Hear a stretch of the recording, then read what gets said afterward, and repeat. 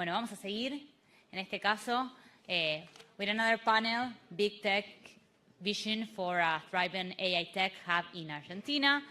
So please come to the stage to Leandro Ruiz, Analytics and AI Director at Google Cloud LATAM, Martín Ciarrillo, Director of Data and AI for South America at Microsoft, Nicolás Metallo, Generative AI BD Lead at AWS, Sebastián Reckinger, VP Data and AI LATAM at IBM, and moderator Hernán González, Chief Product Officer at IT Patagonia, former the Central Bank of Argentina. Thank you.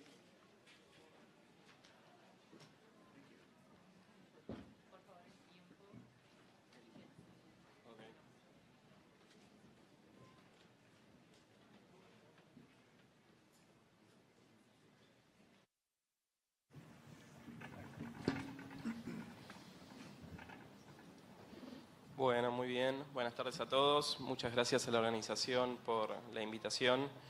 La verdad que es un gusto estar aquí con ustedes. Tenemos un panel realmente de lujo. Vamos a estar charlando sobre inteligencia artificial, el futuro del trabajo y los casos de aplicación. Y quiero empezar con un tema muy candente, con toda la irrupción de la inteligencia artificial en nuestras vidas, y es el futuro del trabajo, ¿no? Entonces, quiero traer acá un debate en el sentido de hacia dónde va el futuro del trabajo, ¿no? O por lo menos poder charlar y tener la visión de los especialistas de la industria. Vamos a tener la visión estratégica y la impronta de 4 compañías muy relevantes en lo que hace a inteligencia artificial. Entonces, me gustaría empezar con Nicolás. Nico, ¿cómo ves el futuro del trabajo? ¿Y qué análisis haces de la participación de Argentina con su abundante capital humano? Bueno, muchas gracias, Man. Yo creo que, si pensamos en cómo se definen unos buenos sistemas de AI, yo diría que tenemos 3 grandes componentes: data, talento y capacidad de cómputo. Si nos enfocamos en las primeras 2, Argentina tiene unos datasets excelentes en agricultura, en salud, en biotecnología y en geoespacial, por ejemplo. Y en términos de talento, tenemos una capacidad muy buena en nuestro sistema educativo y también una capacidad increíble de resiliencia, de aversión al riesgo, por ejemplo, en crear nuevos productos dentro de lo que es el sector tecnológico, con muchos unicornios que han salido de Argentina. Si volvemos para atrás, en la parte de inteligencia artificial, yo creo que antes teníamos un modelo que hacía una cosa bien. Por ejemplo, estimar la cantidad de objetos que se iban a vender en el próximo mes. Si pensamos ahora con IA generativa, tenemos un solo modelo que hace muchas cosas al mismo tiempo. Si pensamos normalmente en texto como un input, lo que va a suceder en el futuro es que va a tomar como input imágenes, video, información genómica, por ejemplo, y va a ser capaz de hacer muchísimas cosas. Entonces yo creo que en ese caso, dentro de los talentos que se tienen que formar dentro del país, a mí me parece que la capacidad que tienen las personas en cómo interactuar con estos modelos, que esto sería cómo generar una prompt, por ejemplo, de manera adecuada, y cómo integrar las capacidades que tienen estos modelos dentro de productos existentes o procesos existentes, va a ser clave. Según varios estudios, varias empresas, la mayoría de las empresas van a empezar a incorporar algún tipo de IA generativa dentro de sus procesos, y podemos estimar que, digamos, tener estas características, estas skills, en el futuro van a estar correlacionadas con un mayor ingreso. Entonces acá lo que yo creo es que es fundamental, es crítico la formación de capital humano. Creo que Argentina tiene la capacidad educativa para empezar, tiene un buen baseline, básicamente, y yo creo que varias empresas, por ejemplo, están apoyando este tipo de cosas. Por ejemplo, Amazon tiene el plan de entrenar 2 millones de personas para el año que viene en capacidades de IA. Entonces yo creo que la conjunción de todo esto puede posicionar bastante bien a Argentina a futuro. Muy interesante. Seba, ¿vos cómo lo ves? Bueno, del lado de IBM pensamos que el 100% de los trabajos se van a transformar. No estoy hablando ni reemplazar ni crear, transformar. Algunos de esos trabajos van a ser nuevas posiciones y roles relevantes a partir de lo que es Generative AI, y otros roles, cualquier sea en la organización, van a tener que aprender a empezar a habilitar Generative AI para ser más eficiente, más productivo. Entonces van a convivir. De ahí viene la transformación. Algunos indicadores para entender esto también. O sea, 90% de los C-levels que nosotros solemos encuestar cada 2 años dice que tiene algún déficit con respecto a habilidades y talentos, lo cual genera obviamente una oportunidad para aplicar Generative AI y cubrir eso a través del conocimiento que ya tienen en la organización y poder hacerlo crecer y escalarlo.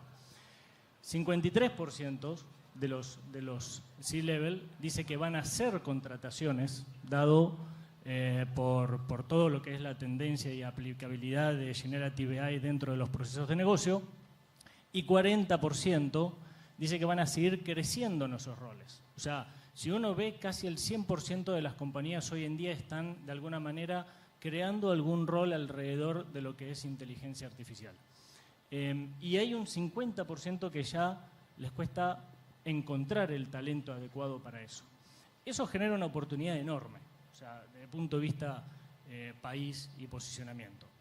Coincido que tenemos un talento humano localmente que es destacado y reconocido en Latinoamérica, en el mundo. Creo que tenemos, más allá de lo que es el conocimiento técnico, otro tipo de capacidades para poder enfrentar esos desafíos y animarse a esa innovación.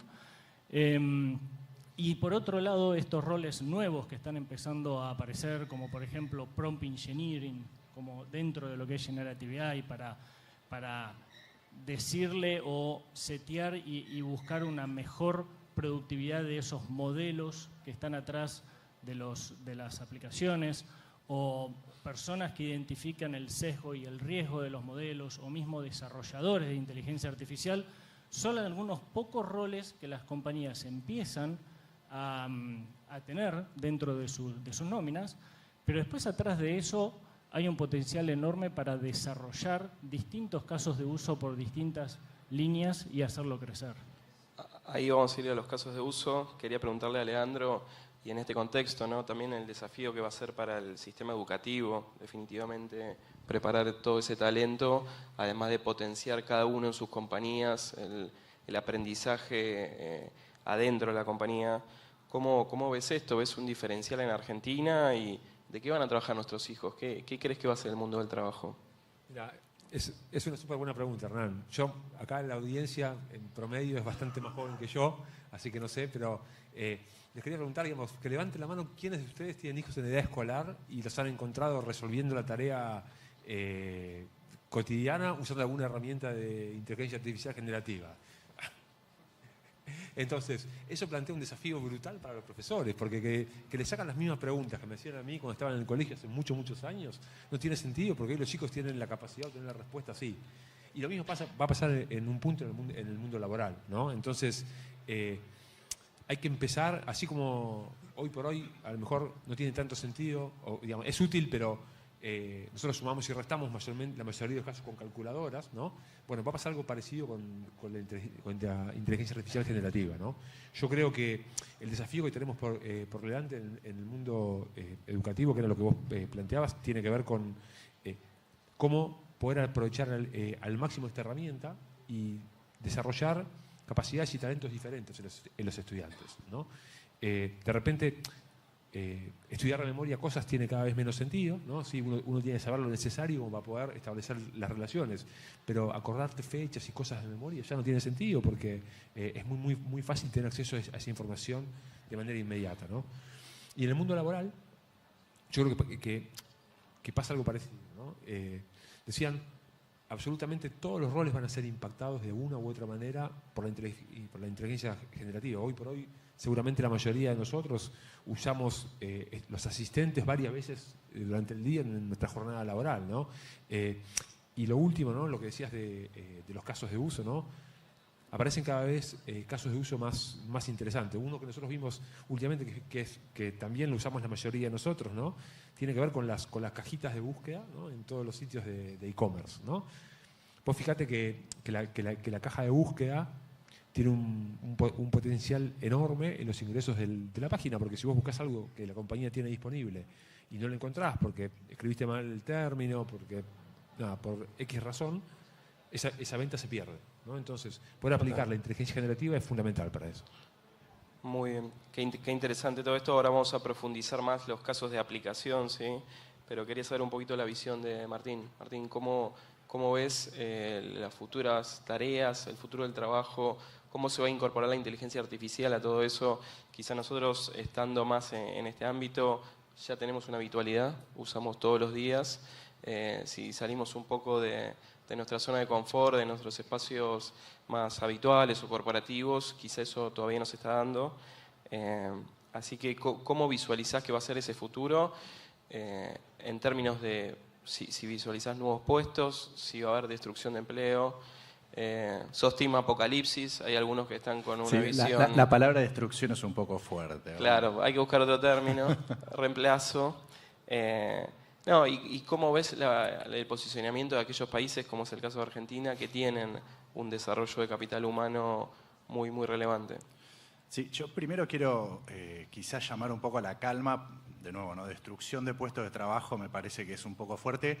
Y algo interesante para analizar es que la disrupción que genera la tecnología es algo histórico que siempre ocurrió. Digo, la tecnología desde que existe la era digital que transforma puestos de trabajo, eso quiere decir que cambia trabajos como existían y resignifica y genera aparición de otros. Eso va a seguir pasando y la inteligencia artificial definitivamente va a acelerar esto, ¿no? O sea, no es algo que va a pasar en el futuro, es algo que está pasando ahora, en este preciso momento.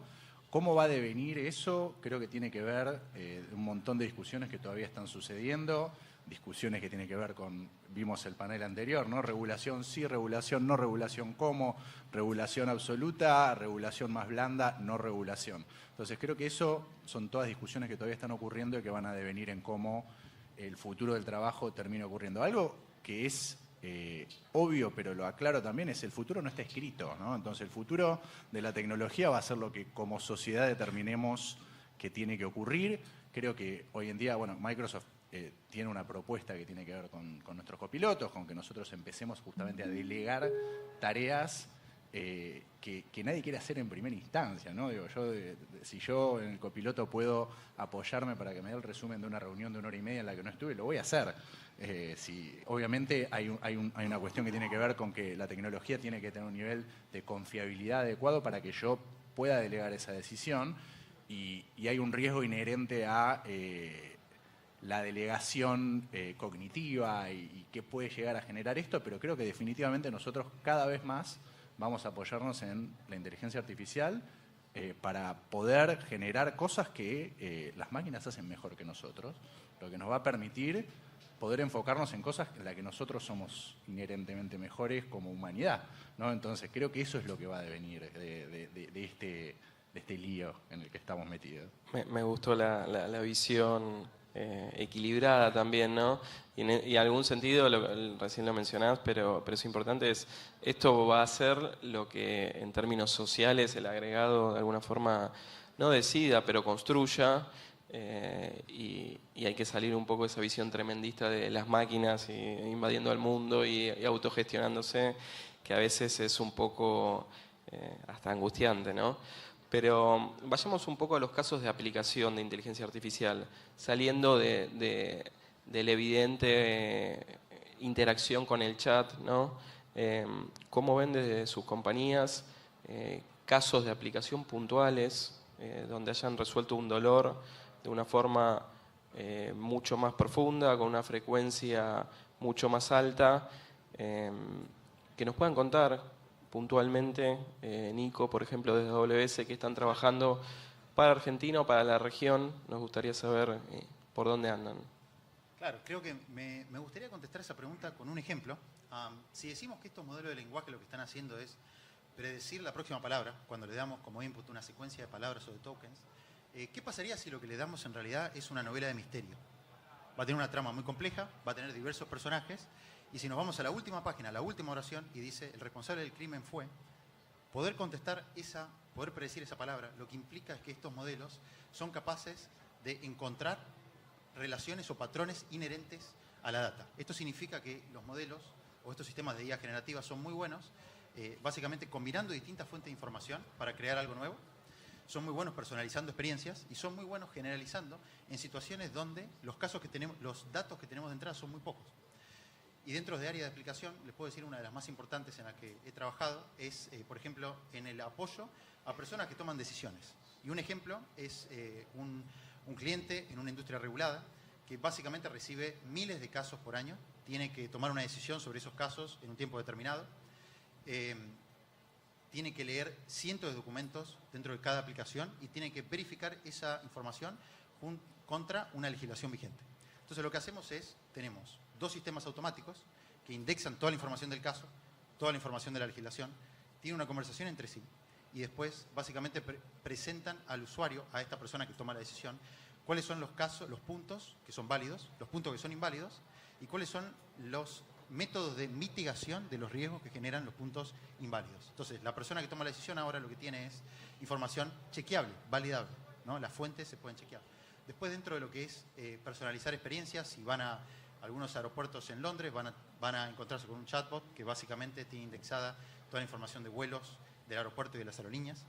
Y hemos trabajado con la editorial médica Panamericana, que en base a los resultados de aprendizaje de los estudiantes y sus intereses, crean planes personalizados de aprendizaje para que se preparen para los exámenes de residencia médica.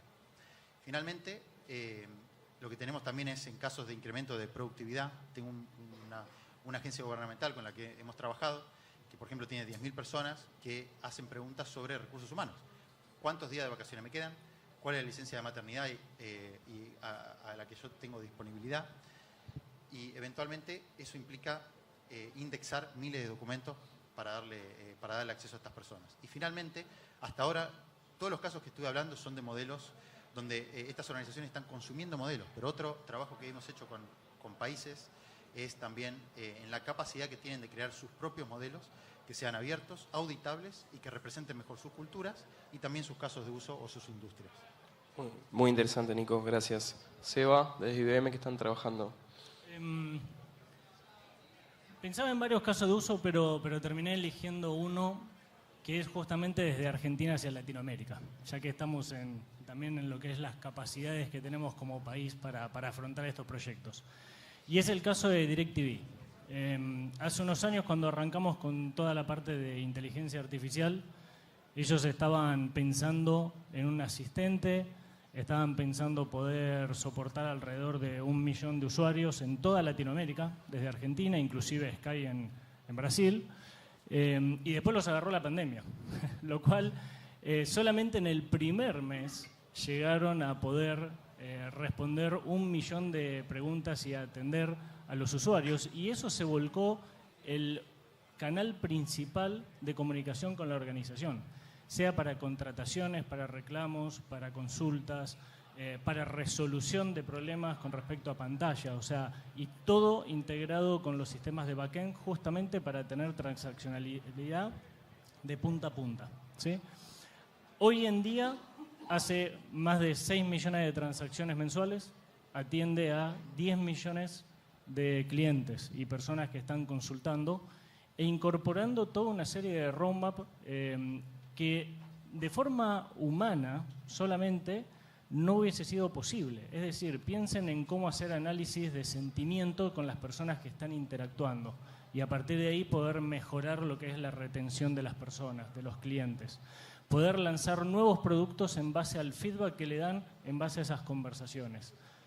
Poder tomar una siguiente acción con las personas que ven que tienen que hacerlo.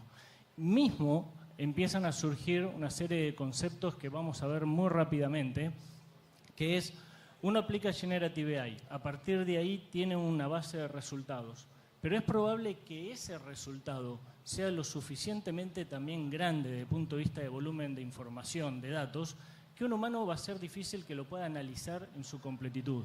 Entonces, a partir de ahí, hacer orquestación de procesos para resolverlo. Y todo con Generative AI embebido. Muy interesante, sobre todo este punto de hay un montón de tareas o un montón de delivery, de servicios que no se podrían hacer de otra manera, que directamente no se está reemplazando o no se está mejorando o no se está buscando performar mejor, sino que directamente no hubiese existido Y eso abre la posibilidad de lo que hablábamos antes de la transformación de los puestos del trabajo, digamos, porque vos tenés en vez de analistas que hoy en día estaban analizando una cosa, ahora pueden evolucionar e ir a hacer cosas que antes no se podían hacer, pero gracias a la tecnología. Totalmente. Leandro, desde Google, ¿qué están trabajando? Mira, voy a tomar uno de los ejemplos que dijo Nico, ¿no? Y le voy a dar una vuelta de tuerca. El sueño de la gente de marketing, ¿no? Es esta posibilidad de hacer hipersegmentación y tener segmentos, millones de segmentos de una persona cada segmento, ¿no? Y la posibilidad que tenemos con la inteligencia generativa es justamente poder alcanzar una personalización del mensaje, del contexto y del contenido, de tal manera que entendiendo el comportamiento de una persona, entendiendo su historia, entendiendo toda la información que tengamos disponible, poder hacerle llegar el mensaje que la compañía quiere entregar de una manera bien ajustada al momento que esa persona está, por el que está pasando hoy en día, ¿no? Entonces, esta posibilidad de no solamente ajustar el contenido del mensaje, ¿no? Nosotros estamos seguramente todos cansados de recibir mails que mandan a millones de personas y solamente dicen señor Leandro, adelante. Te extrañamos, ¿no? Volvé. Ese es el que más me gusta. Me llega todos los días de un montón. Tal cual. Y poder, digamos, que en base a la información que esta compañía tenga de vos, que el contenido del mensaje sea algo relevante para lo que vos estás buscando. Inclusive ir un pasito más allá, ¿no? Estamos probando un par de pilotos con algunas compañías de turismo que tiene que ver con poner una foto tuya en la playa, poner una foto tuya al lado de la Torre de Pisa, ¿no? O sea, cuando pensás en publicidad, que vos ya te visualices en el lugar en el que estás pensando ir. Ese es un primer caso. Y el otro, volviendo al que comenté un segundito antes, la búsqueda en los sitios de compra virtual es una fuente de ingresos fundamental. Y muchas veces nosotros estamos buscando un producto en específico, pero ya sea porque formulamos mal la búsqueda o porque de alguna manera el producto puede estar perfectamente catalogado, hay mucha pérdida de posibilidad de encuentro del objeto que vos estás buscando, ¿no? Entonces, poder hacer una búsqueda mucho más amplia, ¿no? Que vaya más allá de las palabras textuales que vos estás poniendo. Hoy hay muchos diccionarios que ya te buscan por sinónimos, seguramente nosotros lo hemos visto también, pero poder buscar, poder hacer una interpretación mucho más amplia, que vos le cuentes lo que estés buscando, no que le pidas un producto, sino que vos le cuentes lo que estás buscando y que te diga qué productos tiene que pueden resolver esa necesidad. Es como el talento que tiene el que atiende una ferretería, que vos vas y le dices el cosito de esta forma que sirve para, y lo interpreta y te lo da y te lo vende. Me encantó el ejemplo, te lo voy a robar y lo voy a usar, ¿no? El ferretero que uno siempre va a comprar algo y nunca sabe el nombre de lo que está buscando, ¿no? Bueno, poder hacer algo parecido a eso, ¿no? Tal cual. Buenísimo. Martín, desde Microsoft, ¿qué están trabajando? Mira, yo tengo muchos ejemplos, pero traté de aterrizar en uno, ¿no? Yo creo que lo espectacular que tiene esta tecnología es que permite capitalizar información que las organizaciones, que los estados quizás ya tenían, ¿no? Generada. Y bueno, es un vehículo perfecto para que digamos, se construya esa capa de abstracción que te permite utilizar lenguaje natural y conseguir resultados, ¿no? O sea, conectar los puntos a nivel de data y poder conseguir algo que es relevante para lo que vos estás queriendo hacer. En ese contexto, uno de los casos más interesantes que nos tocó trabajar, primero fue uno de los primeros desafíos que, no lo digo porque esté Diego Fernández acá, que igual está por ahí, pero el caso de Boti, bueno, nos tocó intervenir Boti, que para todos los que viven en la Ciudad de Buenos Aires, saben que es el chatbot default para gestión ciudadana de cualquiera de los trámites, y integrar lo que era en ese momento uno de los primeros modelos de OpenAI, de GPT, para tener una experiencia utilizando lenguaje natural, conectando la tecnología que ellos tienen en general para ese chatbot, que está mucho más prescriptivo, mucho más estático, basado en base a input creado y prepensado, ir por un camino totalmente generativo en el cual vos puedas armar una experiencia de turismo utilizando lenguaje natural, y yo puedo entrar y decirle, voy a estar 3 días en La Boca, decime dónde voy a comer, cuál es el mejor bodegón, qué recorrido armo, y que el chatbot responda en base a información aterrizada de los sitios que el equipo, en este caso de la Secretaría de Innovación, determinó que eran la fuente o las fuentes que sean, ¿no? Esto estamos hablando hace un año atrás, ¿no? O sea, digo, ¿por qué me gusta este proyecto? Primero por lo osado, lo disruptivo de probar una tecnología totalmente nueva en ese momento, para nada menos que un chatbot de atención ciudadana. Y digo, el roadmap que tenemos hacia adelante, utilizando el evolutivo de esa misma tecnología, en ese caso de uso puntual, en cómo se puede atender a los ciudadanos más allá de generarle un itinerario de turismo, ¿no? Con todas las capacidades de visión computacional que aparecieron, poder hacer un trámite, sacarle una foto, las multas, famosas multas, ¿no? Digo, el cielo es el límite en ese espacio, ¿no? Ese proyecto a mí me pareció súper icónico porque generalmente hay mucho más resquemor de lo que es implementar esta tecnología, sobre todo en lo que tiene que ver con atención ciudadana, y me parece que los resultados fueron espectaculares y hay mucho más para construir alrededor de eso. Total. Bueno, muchas gracias a todos. Ya estamos redondeando el panel. Ya para cerrar quería obviamente agradecerles. Creo que queda en evidencia la potencia del sector privado, innovando, desarrollando tecnología. En un ratito nomás vamos a tener el presidente de la Nación aquí también en el escenario. Me parece que el sector privado pujante, innovando, trayendo tecnología, disrupción y un sector público dando un marco a todo eso y posibilitándolo, definitivamente va a traer una ola de oportunidades y de nuevas posibilidades para todos. Así que bueno, les pido un aplauso para los speakers. Muchas gracias. Gracias a todos. Gracias.